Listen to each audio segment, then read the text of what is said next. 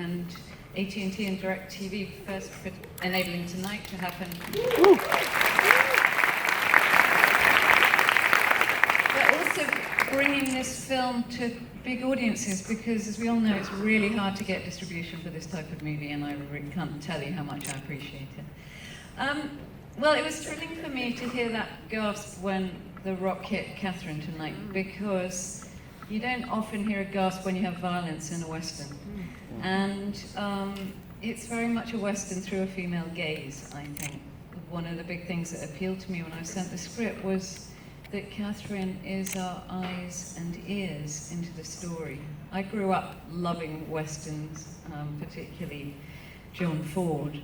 But there was an element in which I didn't connect with them, and looking back, I guess that's because there weren't very many strong female characters.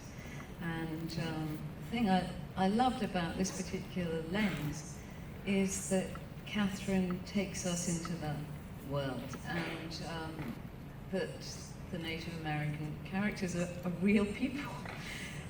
You know, I love that Sitting Bull is so sophisticated, so such an intellectual. He's got a great sense of humor. He's a real person, and they're all characters, and that's remarkably rare. So maybe that's a place to start. I also wanted to ask Rick, as a producer on the film, I know you've been with the project since the very beginning. Maybe you can take us back to sort of the origins and how it got from there to here. Well, I was partnered with Ed Zwick and Marshall Herskovitz at a company called the Bedford Falls Company, and a really talented, lovely Englishman named Steve Knight came into our office.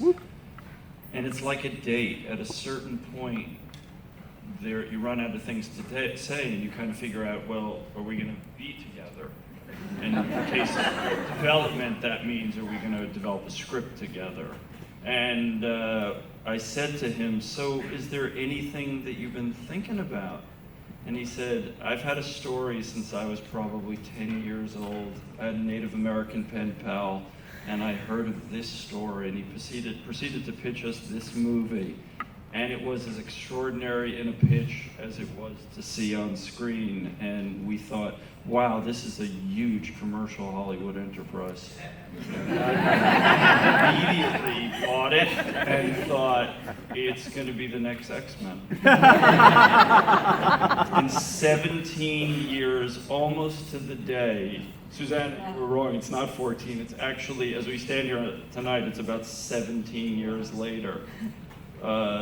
Here's the movie. And Woo! Woo!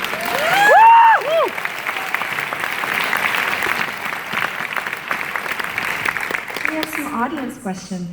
There's some mics in the audience. Over here. Great. The advent of audio recording slightly preceded the death of Sitting Bull. So do you have access to any original dialect or accents that guided the actors, both the Native Americans and however you want to refer to the other actors who are not Native Americans? Suzanne, you want to Michael? Yeah, or Michael. Ben is here. Yes, actually, our language consultant, an elder from the community, Ben Blackbear, was, and he's here tonight.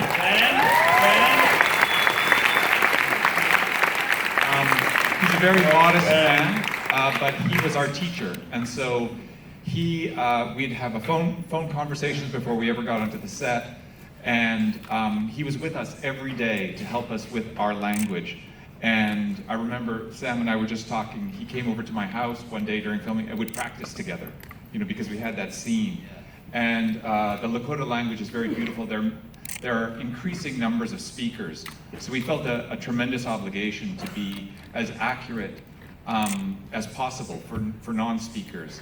And the production gave us the support through Ben and Yvonne and other people to make that part of our performance come to life.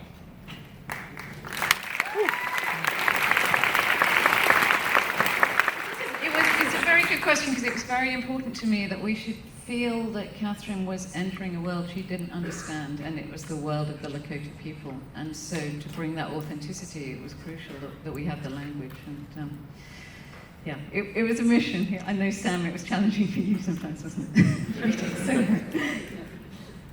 One more? Right over here.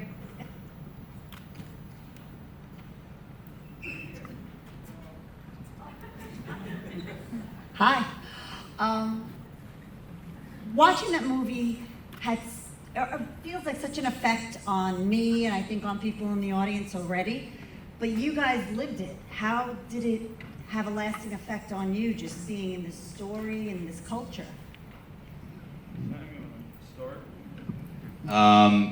I had a great time. It was very challenging. I mean, I think I was. I saw a movie called Little Big Man when I was a kid that had a big effect on me, and I think that was one of the reasons I wanted to do this movie.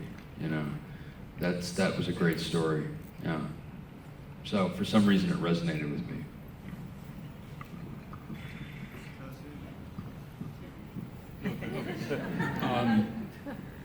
Just the Sitting Bull story itself. I grew up, hearing about Sitting Bull, the mythical legend of Sitting Bull, and what attracted me to this was him being portrayed as a human.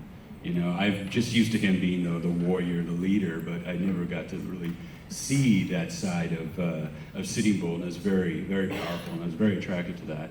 Lakota, yeah, I lived and breathed Lakota while I was filming that, and I had a wonderful time working with the cast, the director, in Santa Fe. But it was Lakota. It was pretty hard, and I am Lakota, so the dialect was a bit hard to get a hold of. But Ben and Yvonne both helped us out a lot, and I think it comes through in the film. I was there not too long, certainly not as long as these folks, but in the brief time I was there, it was just a great privilege to be on the set and surrounded by everybody that was there, from cast to crew, production, and also just to be able to be a part of that story and a part of our history that I didn't fully understand. And it was it was a great joy. I had a great time.